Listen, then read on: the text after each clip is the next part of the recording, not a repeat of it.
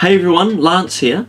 This is something I've been wanting to do for a little while, and with all the stuff that I have here in my room, I thought that it would be good peace of mind having some kind of security camera, but I didn't want to spend a whole lot of money. So instead of forking out for something expensive, I grabbed one of the older Xiaomi 720p Yi cameras, as you can pick one of these up as of November 2017 for between the 40 and 50 New Zealand dollar mark. I'll put the currency conversion here. I've come into this video with no prior knowledge of home security or in-home CCTV. I purely picked up this camera as it was cheap, it looks simple to use, and the Xiaomi products that I have used in the past are really great quality compared to the price you pay for them. With that said, coming into this video with that kind of mindset may actually be a positive, as it will give people an overview of how hard it will be to set up and configure if they were also new to home security. After all, this product isn't aimed at the high-end user and more the beginner or somebody into tech with a relatively low budget, and it can also be a good stepping stone to starting a smart home. Something to keep in mind too is that buying cheap now may save you in the long run in the unfortunate event of a possible break-in.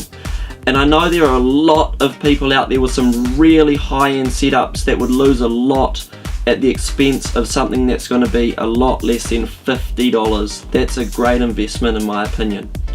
Anyway, this is the Xiaomi Yi 720p home security camera. So let's open up the box and see what we have. The box is almost identical in size to an iPhone box, just something I noticed there is quite interesting. So in the box we've got the camera laid out nicely with some cardboard there. This section seems to slide out, nothing else in there. Now we've got the camera, we'll set that aside for now. We've got an instruction pamphlet which has... It was about now that I started to realise I probably didn't have an international model.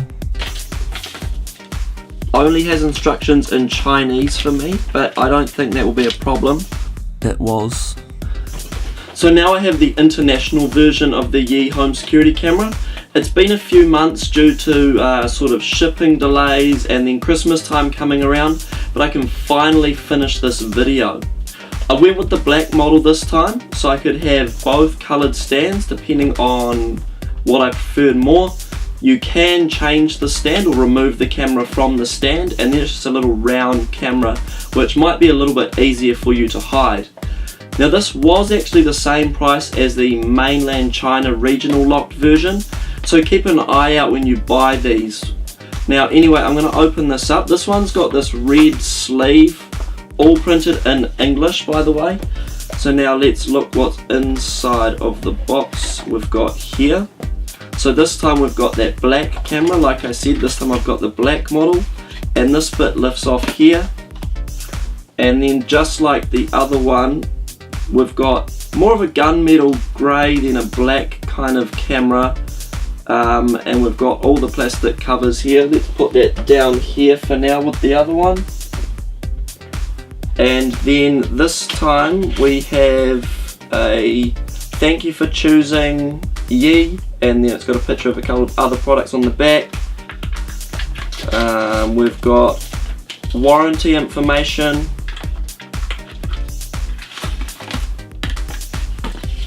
and a quick start guide with a QR code for downloading the app. And then we've got a USB cable which looks to be a decent length, it looks quite nice. And we've got a wall adapter which has got Yi printed on the side there. It's very similar to the Apple iPhone wall adapter. I won't be able to use this as the pins are different to what we use here in New Zealand, but I do have a USB adapter I can use in place of this. The Yi Home camera features an all-glass lens with an f2.0 aperture and 4x digital zoom. It has a horizontal viewing angle of 92.7 degrees, a vertical viewing angle of 48.7 degrees, and a diagonal viewing angle of 111.2 degrees. It has 20 frame per second video frame rate and a maximum resolution of 1280 by 720. It supports local storage via a micro SD card and supports storage sizes anywhere between 8GB and 32GB. It has a microphone and a speaker, allowing for two-way voice intercom, and it has an 8-lamp 940nm infrared sensor with a night vision range of up to 5 meters. It supports 802.11b, G and N for Wi-Fi connectivity, and it will require an Android device running Android 4.0 or above, and for you Apple users, iOS 7 or above. As well as the technical specifications, there's a few other cool features that the Yi Home camera has, including a two-way speaker microphone system which you can use for communicating with maybe family members in other rooms of the house. This feature also means that obviously your security footage will also have audio in there also. You can also set up movement notifications letting you know to your iPhone or Android device that maybe there's someone or something moving in the room that you've got the camera set up in. It also has a 940nm infrared sensor in the camera, meaning that you won't get that red light or red glow that people would normally associate with an infrared camera. This will be nice for a lot of people, as if you're like me and setting it up in a bedroom, that red light isn't going to annoy you when you're trying to sleep at night. It supports up to a 32GB micro SD card for saving footage, and the camera viewing and streaming quality to a smartphone will automatically adjust depending on the network speed or connectivity and those kinds of things. There is also a cloud subscription service, but I didn't look into that, as the whole point of getting this camera over something more expensive was to be a cost saving exercise, so paying for a cloud subscription is just going to increase the cost. But if you are looking into this, that's definitely something that you could look into for yourself. You'll see just behind me to my left there that I've got the camera set up and plugged in. So you want to grab your smart device, either Android or iPhone, and you want to open up the Yi Home app, which I've got open in front of me here. We want to do a screen grab and put it up here somewhere, but once the app is open we want to click the plus in the top right corner, and this device in particular we want to choose Yi Home camera. Now it's going to say I heard waiting to connect, or sorry, it says waiting to connect, and we want to press the I heard waiting to connect button. We then want to put in our Wi-Fi details. Now I've entered it in this app before and it's remembered that, so I can go connect to Wi-Fi, and then it's going to give me my QR code which it wants me to face towards my camera lens. You probably heard it talking to me just then, so I'll face that towards my camera. QR code scan is successful. I don't know if you heard that, but it said the scan is successful and it's now connecting to Wi-Fi. So I'll hit next on my phone, and then it's saying pairing in progress, may take 1 to 2 minutes.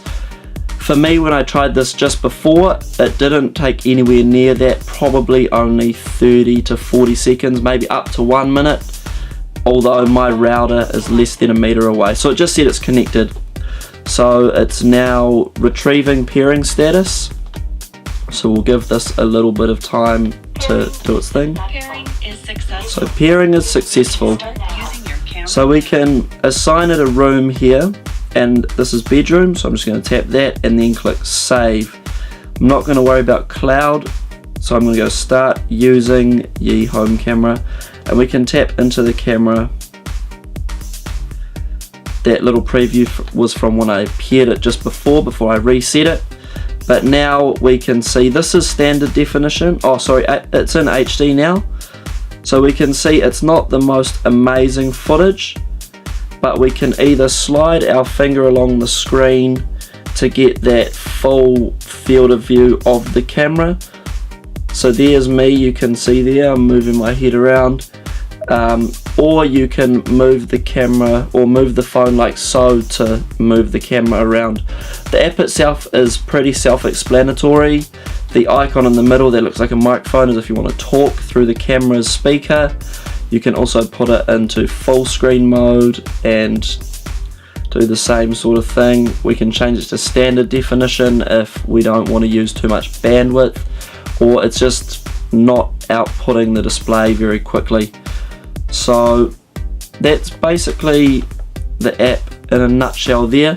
Really simple and easy to set up and use.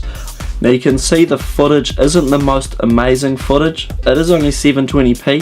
Now I'm going to try and make the room dark so you can see footage with the infrared camera and see the nighttime or dark footage. This is the night vision footage. You can see along the back of the chair here, it's kind of illuminating that. That's a black piece of fabric, but we can see it's illuminating that. And we can see that there's quite a good image quality in the dark. So you can see on my camera you can barely see me even if I get right up close like this. So I mean, it's going to do the job if it's pitch black in the room.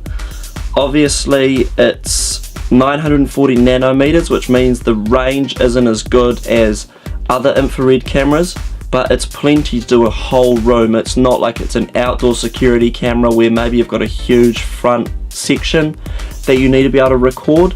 That's sort of a situation where you'd need a different type of infrared camera, but for what this is designed for, it's perfect in my opinion. Given the feature set, you may even be able to look a little bit outside of the box and maybe even use this as a camera for a baby monitor or something like that. And you guys should probably learn from my mistake and definitely check what region the camera you're buying is for. You don't want to end up with a mainland China locked version if you're in the US or Europe or something like that.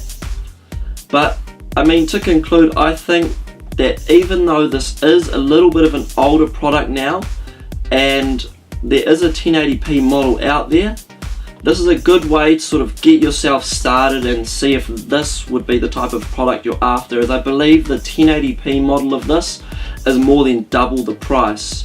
I'm going to continue using mine. I may add another one into another room of the house, but I think for now I'm pretty happy with getting just 720p footage over 1080. It's still clear enough and it does exactly what I want it to.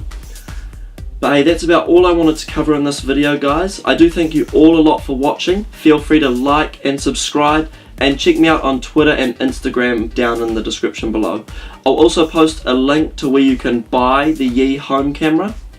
But anyway guys, thanks a lot for watching and I'll see you in the next one.